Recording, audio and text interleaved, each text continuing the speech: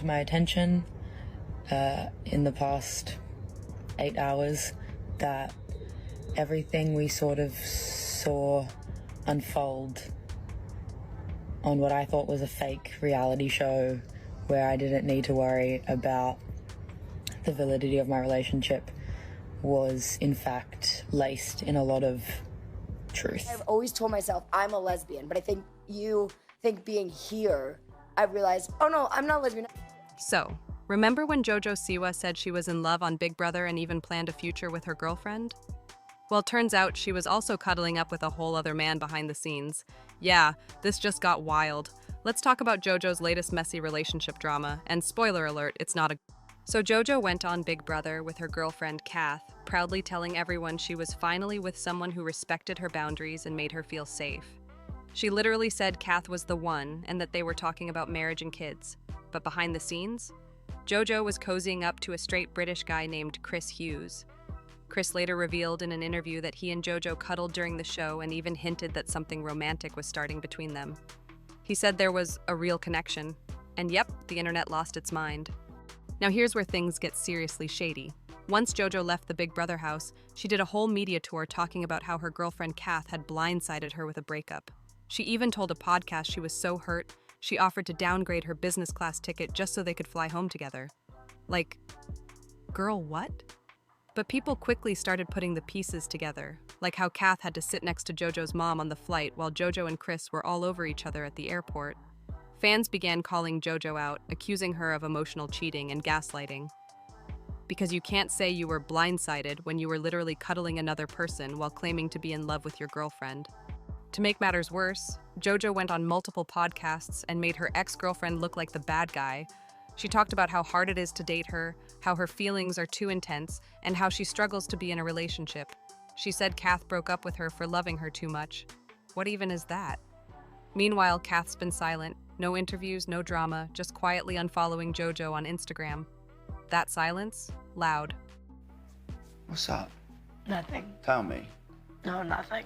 Just what? Just talking in there. Yeah. It just made me really emotional. Yeah, good. And I feel like, yeah, I feel very grateful. Yeah. I feel very confused. I feel very happy. Why are you confused? Stan. We're confused in our world. Yeah. I feel very lucky. I feel guilty for how happy I've been. Like, I've been so happy. I told you I do horrible with goodbyes. What were you saying goodbye to? Well, I know we're all leaving, but Yeah. But you're gonna go home and you got a life, big life out there. Yeah. You know? I'll send you a present when you go home because that's appreciation because you're gonna have to give me your address though. You're such a sweetheart, like I can't, like honestly, if when people ask me about you, all I will tell them is like she is the sweetest, kindest, most genuine human being like you can come across. And Don't make me more sad right now. no, but it's true, like that is you. Love you. No, honestly, man, I love you. You're one of my favorite people I've ever come across. Genuinely, Like- back at you. Literally, like, And I never thought I would say that to a straight man. hey.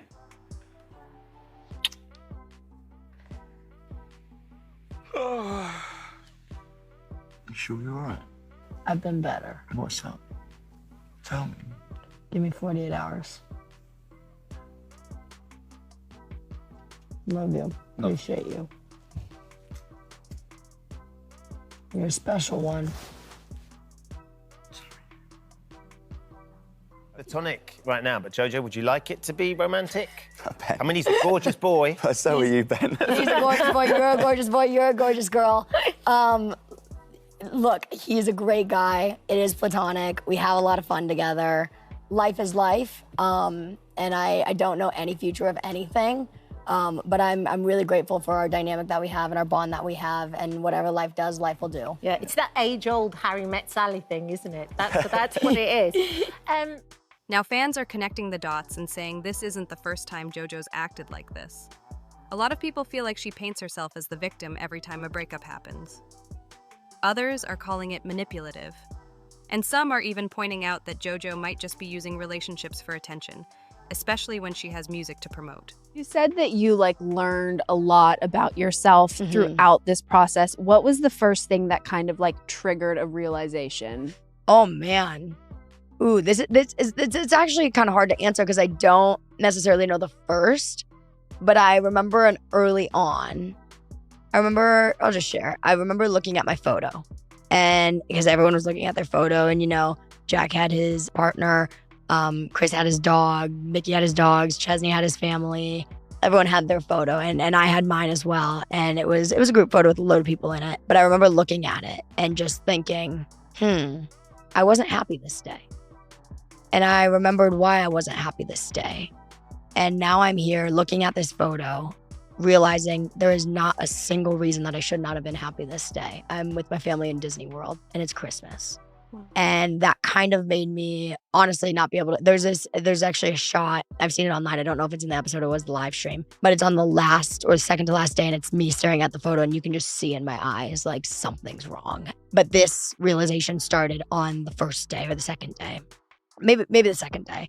And I just remember looking at the photo and being like, okay, what is this? What is this thought? And then that opened a cage of a few different areas of my life, to be completely fair and completely honest. It wasn't just one area of my life, but it just opened a can of worms that then for a few days really did me in. Whenever I was occupied or doing something, I was so fine, so happy. Whether that was playing catch with Chris, dancing, in the hot tub, playing pirates, whatever it was, if we were doing something, I was great. I was invested, my feet were there, and I was feeling happy.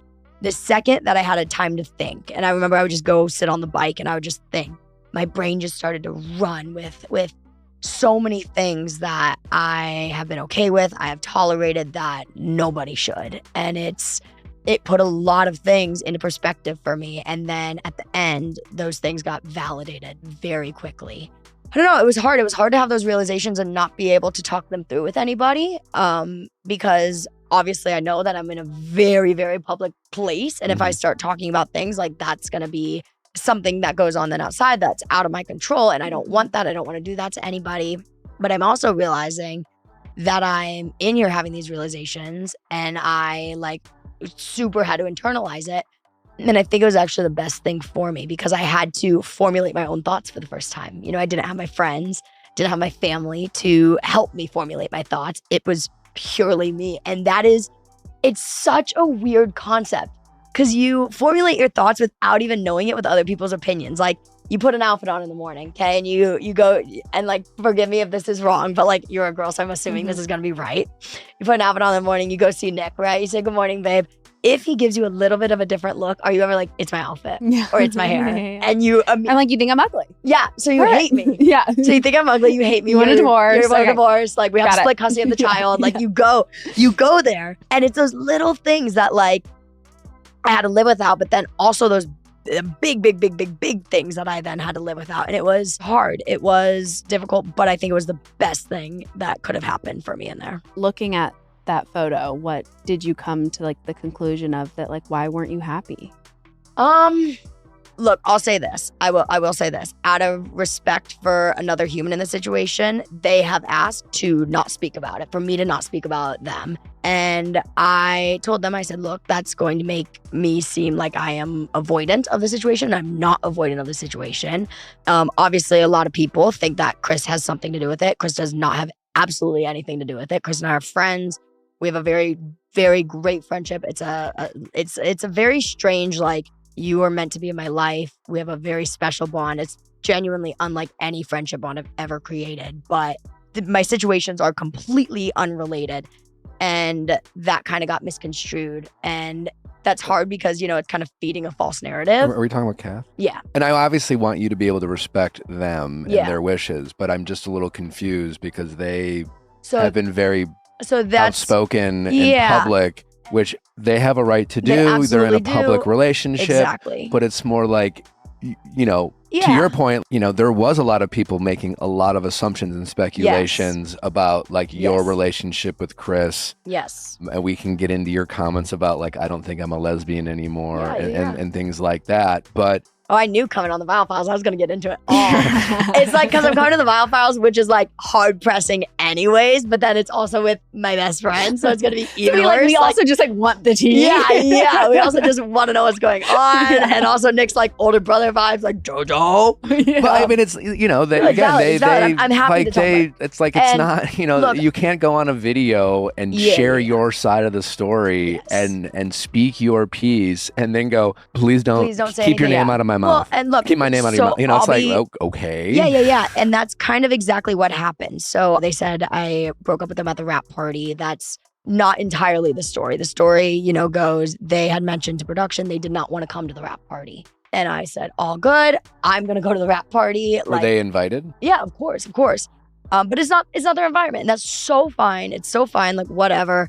But I'm going to go and I'm going to have a great time and I want to meet all the crew and it's a big deal and everybody's going. And so they also had gotten the family's hotels and the cast hotels because you have to kind of come down, and I'm already having all these crazy thoughts that I've been having in the house and I need to formulate them. I need to talk to my mom. I need to be alone. I need to look at my phone. I need to see what's going on. I need to realize, what am I feeling? What are these thoughts? I'm not in a place to talk. So I'm in a place to have a fun, cute opening conversation, but I'm not in a place to actually talk yet. And so I was honest about that. And I mentioned to them, I said, look, I know you don't want to come to the after party, but I'm going to go. And then I'm going to go to my hotel. It's going to be 3 a.m. I'm going to go on my phone. So why don't you go to yours and then I'll go to mine and let's reconvene tomorrow morning. And that upset them, rightfully so. They wanted to be with me, but I knew I wasn't in a place for that. They didn't want to go to the rap party, but they wanted to come to the hotel. But I was like, I'm just not. So anyways, 27. Okay. So we separated and they started driving to the hotel. I go to the rap party. And then about an hour into the rap party, one of the welfare team said, hey, at the time my partner said, I want to come now. I've changed my mind. Like, what's the mood? So I took his phone, I filmed a video of the party. I said, this is not really your scene, but if you would love to come, like, come. And then something else happened. I got told something else that they didn't want. And it kind of made me feel like, okay, this is very strange. Like, I really don't like this vibe right now. It felt like a setup maybe a little bit? Yeah. And so when they got to the party, they had these little, like, they were kind of like bananas for us. They were like little huts. And so we started to have a conversation. And I was like, just come in here for 10 minutes. Let's just have a chat before we go over there. And that conversation started immediate. And I was going to lead the talking, but then they kind of led the talking. And all I'm saying to every question they ask is, I don't know. I don't know. I don't know. I don't know. I don't know. Are you this? I don't know. Are you that? I don't know. So it's like is it one this? Of those, I don't know. It's one of those classic conversations. Are you happy in our relationship? Yeah. But it's just like, hey, I don't want to have this conversation right now. And then like, but I want to ask you some questions. Yeah. And then they start having the conversation no one wants to have in this moment. And I was honest about that. And all of a sudden you're having it. And then all of a sudden we're having it. And all of a sudden, you know, we're at the rap party for Big Brother. I'm getting cussed out. It was the security guard kept turning around to me being like, and I was like, you know what I mean? Like, because I understand where they're angry and where they're coming at me. But I also keep reiterating, like, I'm not in a place to talk. I was just with 13 people, down to 6, locked away for 20 days. I haven't spoken to anybody. I'm now in a room with 200 people. We're in this hut. It's outside. I haven't slept in 24 hours. I don't know what's going on. Overstimulated. Like, I need to be alone. Like, and now I'm just like, it's just a whirlwind. Anyways, by the, 16th time somebody asks you, are you happy? Do you want to end things? You're gonna just spew your guts. And I was honest and I said, if you ask me tomorrow, I don't know my answer. If you ask me right now, my answer is yes. And then that obviously was taken as yes. And it was a yes and whatever. But then they didn't want to be alone. So I was like, all right, look, come to the hotel. We can continue talking. And I mean, listen, obviously I get why anyone is sad to have a relationship and they don't want to end. But what was their biggest, I mean, I guess, you go on Big Brother. Yeah. I don't know what their expectations of Big Brother were or what they saw, but you are very much in the public eye. Big Brother is even more in the public eye. I mean, maybe it's the most public eye. It's literally the eye is the most public eye. Sure, but you have certainly done a lot of things every day to be in the public eye. But obviously, I didn't get to call you when you were there. Like, you're isolated. It's very difficult. I get asked to do things all the time where it's like, hey, but you need to be away from your family. Yep. And I'm like, can't. Sorry. Not the time right now. Baby now. He'd leave you for a days, but not that baby. Yeah. Exactly. So I get what are the challenges of anyone dating someone who's going away. But like we've talked about this. When I met Natalie, you know, she was also younger, you know, and a lot of it was like, are we at the same stages of life? Like, do we want the same things? Like, is being together taking anything away from the things that she currently wants to do, or her dreams, or her, you know, and things like that? These are conversations we had to have. These are things I had to consider being in a position where I was older than her at the you know, I'm always older than her, but I was older than her.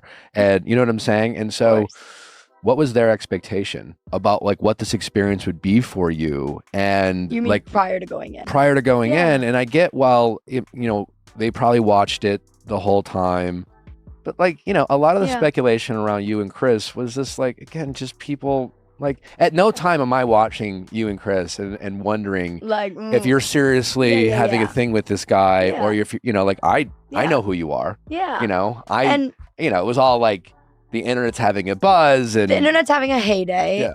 It's our bond is beautiful, but our bond is what you saw. You know what I mean? There's not anything that we did that you did not see. You know, you saw the extent of it. And so I think people are always going to do what people do. Sure. And I think that's, people are always going to believe what they want to believe. People are always going to run with what they want to run with. And I think that's somewhere that I've always just kind of been okay with. You know what I mean? Why do you think they came in with such a feeling of disconnect? I don't know. I really don't know. And it's not my place to speak on behalf of them. I know from me, there should have been no like questioning, especially around the boundaries of our relationship. So were you presented with doubts about your actions in the house with Chris? While I was in the house? No. Okay. No, because I straight up said, what are your boundaries? And I had a few boundaries for them while we were in the house, and they actually did proceed to break those boundaries. I will say that. And that's something that it wasn't big enough for me to care about, but it was something that I had specifically asked, like, hey, look, for the 20 days, just can it with a few conversations. And those conversations actually picked up more. They had in-person ones as well. And like that for me was like, okay, look, I'm ending things anyways. It's just another reason, you know what I mean? It was another piece of pie on the plate. But at that point, it didn't really matter. No, I definitely never overthought anything with Chris. Yeah, regarding... But like, why did Cath show up and start pressing you for these answers following this like experience that like you would think they would have a little bit more empathy for, like you're literally coming out of this mind fuck. Yeah. And you were asking for like a little bit of time. I'll say this, it's really hard to speak on because we had a mutual agreement. Like, look, let's just cool it for a second. Like, we broke up for these reasons, and you know that. You know, Cath posted a video basically alluding to Chris and I are the reasons that we broke up. That's not the case. That is not the truth. And they know that, and I know that. So they were going to, you know, post their video again, but because they wanted to share their story, but say like, hey, I did give some misleading information. Like JoJo and I have talked a bit more. Here's the truth, because I don't expect them to air out all the reasons why I did end things between us, because if they did, you know, it would be a little crazy. But all good if they wanted to, but I don't think that's the right thing to do either. But following up that and them saying they were going to make that statement, I also was going on a morning show the next day with Chris, and we were going to shut the JoJo and Chris rumors down, and we were going to say we're friends. And I also was sure to say, like, look, life is life. You never know where life's going to take you, but I can tell you today, right now, Chris and I are friends. We have a great special bond, but we are friends. But in regards to my ex now, the conversation that I had with them was they were going to do their video, give a little more context, and then they asked me to not speak about them. And the only reason why I'm okay to briefly speak about them is because they reposted their video and gave no context. And then continued to let their friend, who actually, while I was in the house, did something pretty bad to them. Their friend has been going off on social media, trying to, you know, spread the same misinformation, and it's gotten deeper. And so that's the only reason why I'm okay to speak on my behalf, out of protection for myself and out of protection for Chris. But I also don't want to speak about them because that was their request, was to kind of leave them out of it. Again, which I respect, but it's like, but it's hard because you don't get to do that, and then you don't get to have it both ways. Like, you don't get asked. Oh, and remember Chris? He's now doing press too, talking about how much he enjoyed JoJo's energy and how something's definitely there. Like, bro, do you know what you just walked into?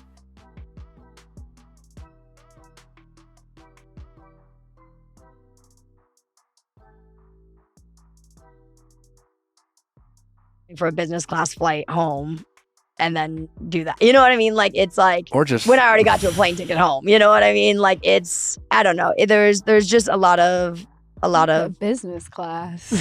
Nick doesn't even put me in business class. Yeah. You putting your ex in business class? No, I did not. I was straight up. I was like, look, you posted the video again. You didn't give any context. Like, I don't feel comfortable asking my team to do that right now. Like, it's a mess.